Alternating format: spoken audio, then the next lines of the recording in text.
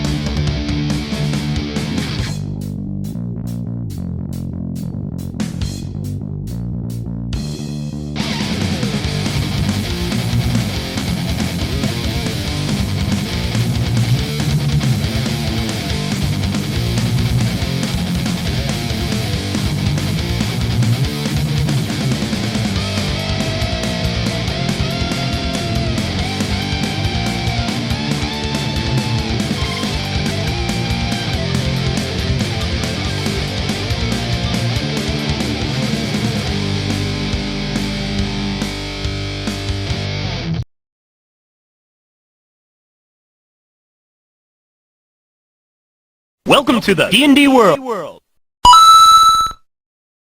Hello, fellow player characters. This is going to be a small intermission or interlude for Pool of Radiance. And the reason is because, one, I found out what the page was that I missed. I mentioned it before. So it was entry number 7. Oop, hold on. Things acting up on me. There we go. Entry number 7. There we go. Okay, so this is what it says on entry number 7. A tightly bound scroll seemingly immune to the ravages of time. Fountains and pools hold great power that can only be reached by performing proper ceremonies. Most sure of these is immersion, for in this way the bather surrenders himself to the spirit of the water. That don't sound good. That spirit, or some portion of it, enters into the bather, whereby he gains great powers. Woe to the weak, willed those whose spirits are sure to be consumed by spirits that even the strong are at great risk. Urak holds that the falls of Xe, that's IXCE, are greatest of all these. Morden writes that the pool of radiance is greater still. Later in the book, places of magical power are not necessarily tied to one's physical location. Power often moves from plane to plane along the path of least resistance. The termination of the path determines the place's location on this plane. Volatile upheavals between the planes may lead to a change in the path of least resistance. This can change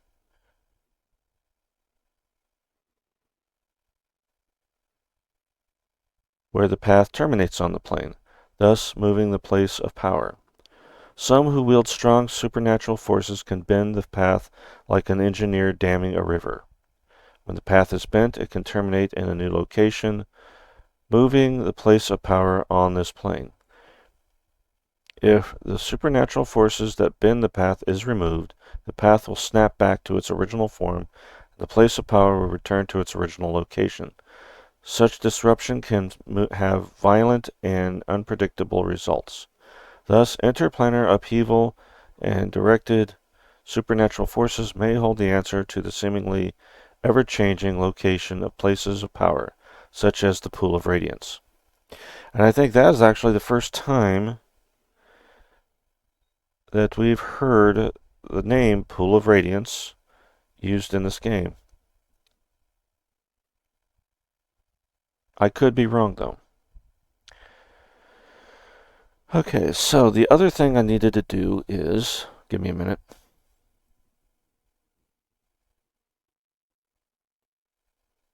Okay, I need to get this over here so I can read it while I play the game. I need to get into a...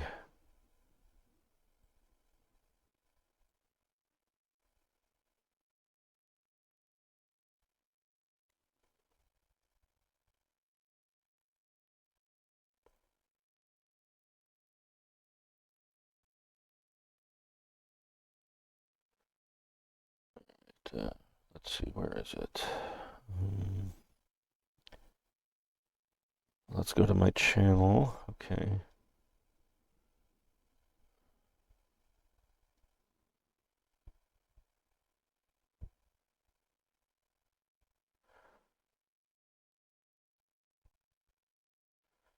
I think it's best if I go to playlist. That would get me straight to the video, I think.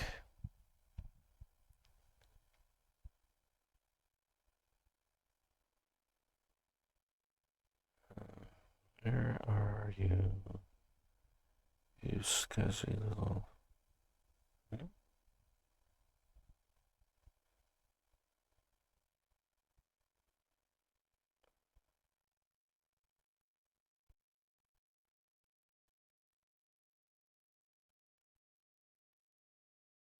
Oh, there it is. Okay.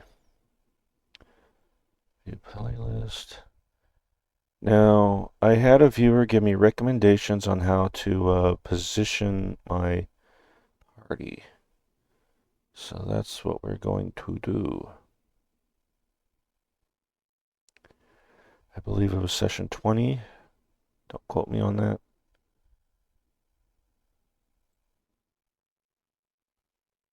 Oh, get back. I wanted to put it on mute. There we go.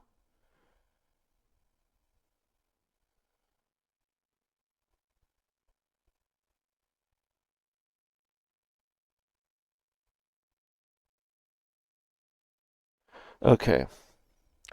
So this was their recommendation, putting the cleric on point, 2 fighters, given in the middle, a rogue at 5th, and the final fighter at the back. Whichever one has the lowest HP or highest dexterity. Okay, so we're going to do that, and that might take a few minutes. I might have to go back to town to do that. I don't know. Give me a minute to find out. It's doing this crap again.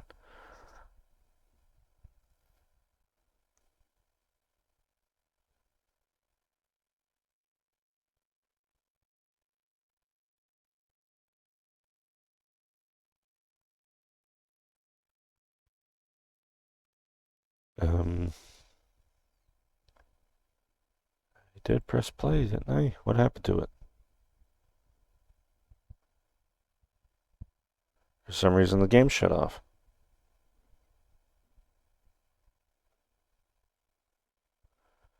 All right. There we go.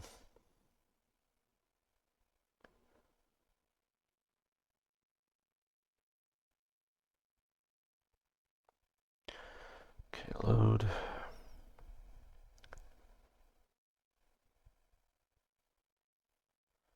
Go and camp real quick.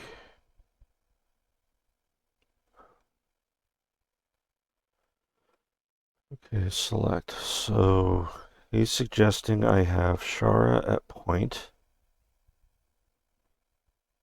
So she goes there. I got the damn map in the road. Shoot. Give me a second.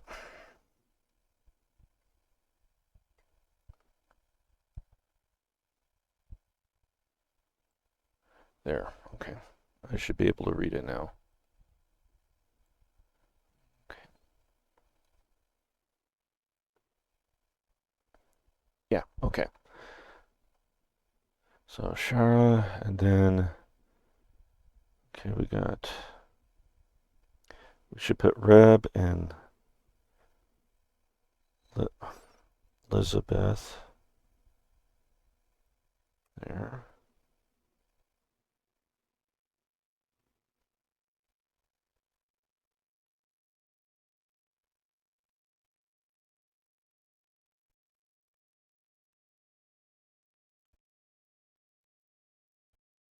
Okay, and Graham, since he's the lowest HP, should be down here. And because he's level 2 at this point. So yeah, this is the recommendation on order of the characters I should do. Another thing I need to mention, I completely forgot that Shara has Turn Undead. And when I was fighting that particular ghost, I should have been able to do that. Okay, so I'm going to pretty much end this video here because this was going to be a short little interlude while I fix a couple of things up. So this isn't going to be a live stream or a premiere. I'm just going to have it pop up on the channel. Thank you guys for watching. This is Dave on CRPG Dungeons & Dragons Night. And we'll get back to this game proper soon enough. You guys take care. Bye-bye.